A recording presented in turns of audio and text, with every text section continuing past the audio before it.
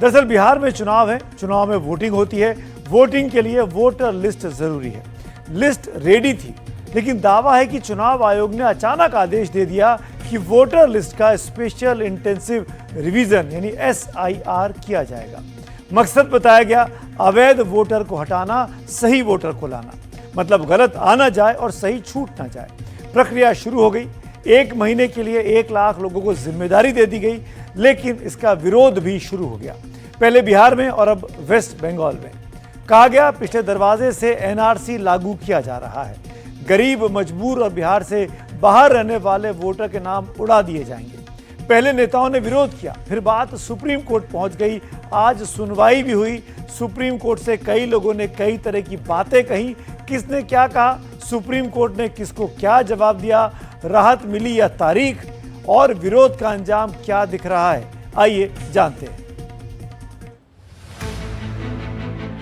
Tejashwi Yadav, Kapil Sibal, Abhishek Manu Singhvi, Manoj Jha, Mahua Moitra, Yogendra Yadav, Prashant Bhushan, Association of Democratic Reform, People's Union for Civil Liberties Supreme Court पहुंचे हैं।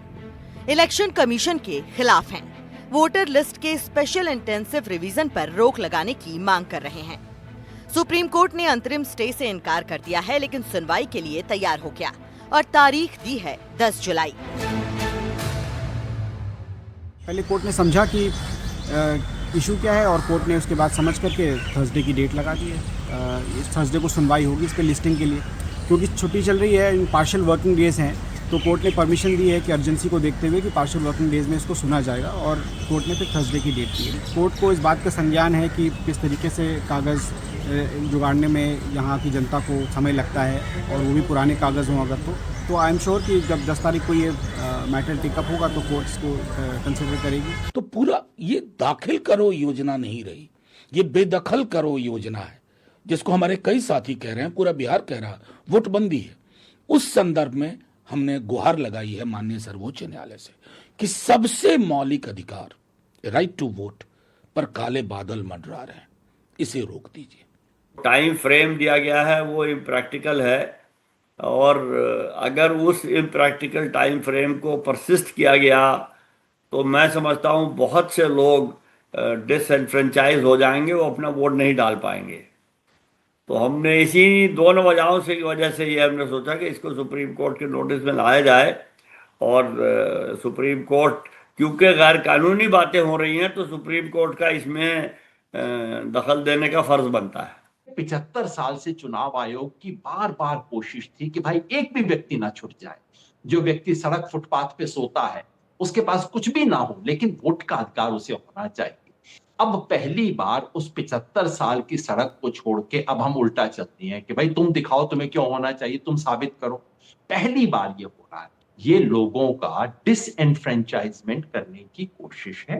नियत जो भी हो, मैं नियत पे नहीं जाता, इसका परिणाम यही होगा। अगर इस आदेश को, जैसा आदेश जारी किया गया था, लागू किया गया तो बिहार के कम से कम 50% लोग जो कि 40 साल से कम के हैं, वो लोग, उनमें से आधे लोग डिसएनफ्रेंचाइज हो जाएंगे।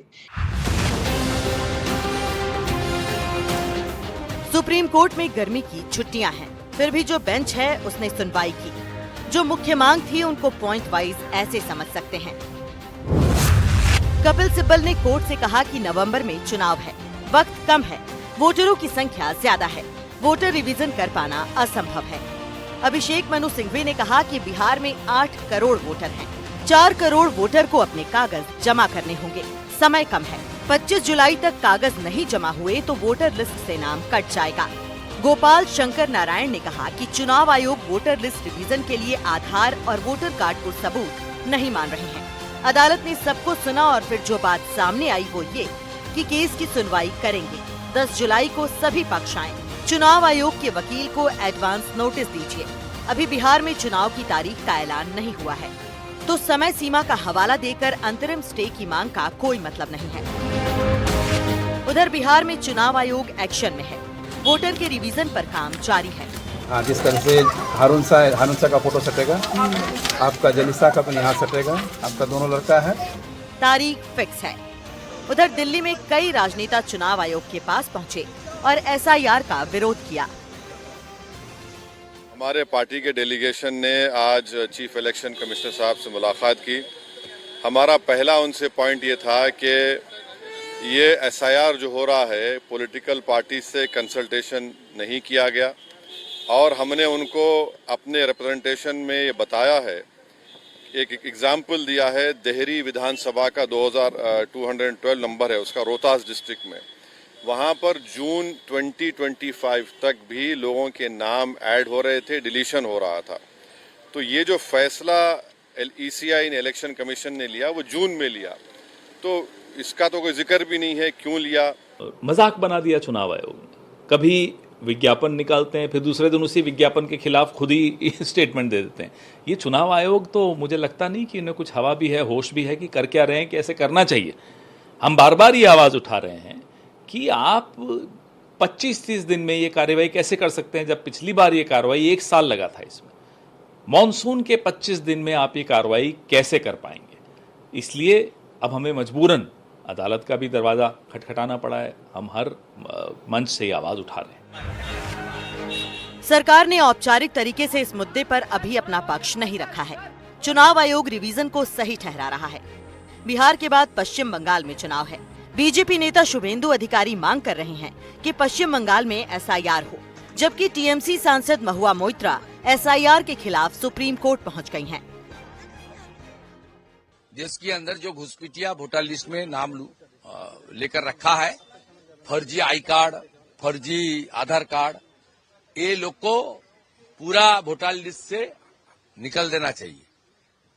बंगाल में भी होना चाहिए। लाख्स ऑफ आपका जो घुसपैठिया है, खास करके रोहिंग्या मुसलमान, उसका नाम है, उसका फॉल्स आधार कार्ड है, बर्थ सर्टिफिकेट फॉल्स है, सब फॉल्स है। ये लोग को डिटेक्ट करके देश की नागरिक ही देश के वोटर होना चाहिए। This is completely against the rights of the poor. ये प्रक्रिया गरीब प्रवासी नागरिकों के खिलाफ है। वो इतने कम समय में जरूरी दस्तावेज के साथ फॉर्म नहीं भर सकते हैं। ये कार्रवाई समझ से परे है और इसका मकसद लोगों का वोट का अधिकार छीनना है। बिहार में वोट देने वालों की स्पेशल इंटेंसिव रिवीजन का विवाद अब पूरे देश में फैल रहा है। बीजेपी के राजनीतिक विरोधी दल इसका विरोध कर रहे हैं, लेकिन रिवीजन की व्यवस्था कानून के दायरे में है, इसलिए विरोध की आवाज में लॉजिक कम और इमोशन ज्यादा है।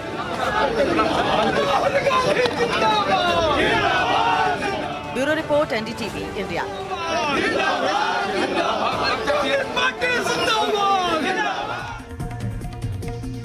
बहुत अजीब सी स्थिति है। सुमित अवस्थी भारत के नागरिक हैं। ये कैसे तय होता है? कुछ कागजात होते हैं जो मेरे भारत का नागरिक होने की गारंटी देते हैं। यहाँ तक कि मुझे अगर ये साबित करना है कि मैं ही सुमित अवस्थी हूँ तो मुझे कुछ कागजों की भी जरूरत होगी। NRC में भी यही विवाद का विषय था कि कागज नहीं है तो क्या हम देश के नागरिक नहीं हैं, वोटर नहीं हैं? अगर मैं खुद को नागरिक साबित कर दूं लेकिन वोटर साबित ना कर पाऊं तो मुझे ये बात बहुत उलझन वाली बात लगती है, क्योंकि हमारे देश में यूनिवर्सल एडल्ट फ्रेंचाइजी है। मतलब अगर मैं नागरिक हूं और वयस्क हूं तो मैं वोटर भी हूं। अब अगर किसी के पास आधार कार्ड है, वोटर कार्ड है, तो फिर उससे रिवीजन में ऐसी चीजें क्यों मांगी जा रही हैं जिनके होने में दिक्कत है? ये एक नागरिक की दिक्कत है। लेकिन बिहार के पूर्व डिप्टी CM तेजस्वी यादव ने एक और ही दावा कर दिया। उनका कहना है कि वोटिंग लिस्ट तो जनवरी में तैयार हो चुकी है, तब उसे खारिज करके चुनाव आयोग जून में रिवीजन क्यों करा रहा है? अब सवाल खड़ा होता है, और राज्यों में आधार कार्ड चलेगा, बिहार में आधार कार्ड नहीं चलेगा? ये तो बड़ा सवाल है। ये तो खुद ही कंफ्यूजन पैदा कर रहा है।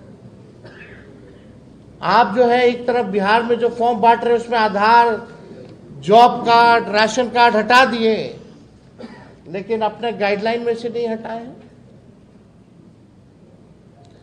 ये तो बड़ा चुनाव आयोग कंफ्यूज है। क्या करना चाह रहा है भाई चुनाव आयोग? दूसरा, किसी भी विज्ञापन या फेसबुक पोस्ट की जगह राजपत्र अधिसूचना या सार्वजनिक प्रेस नोट के माध्यम से नीति बताई जाए। क्या 18 दिन बचे हैं? अब 18 दिनों में अपना सत्यापन जो है वो करा लेंगे? क्या सरकारी स्तर पर उन्हें बिहार लाने की कोई योजना की गई है, अथवा उनके वोट को काटने का उद्देश्य है केवल उनका, जो बाहर रह रहे? धान रोपने का समय है, बारिश और बाढ़ का समय है, कहाँ से हो पाएगा? टाइमिंग पे तो सब लोगों का सवाल है।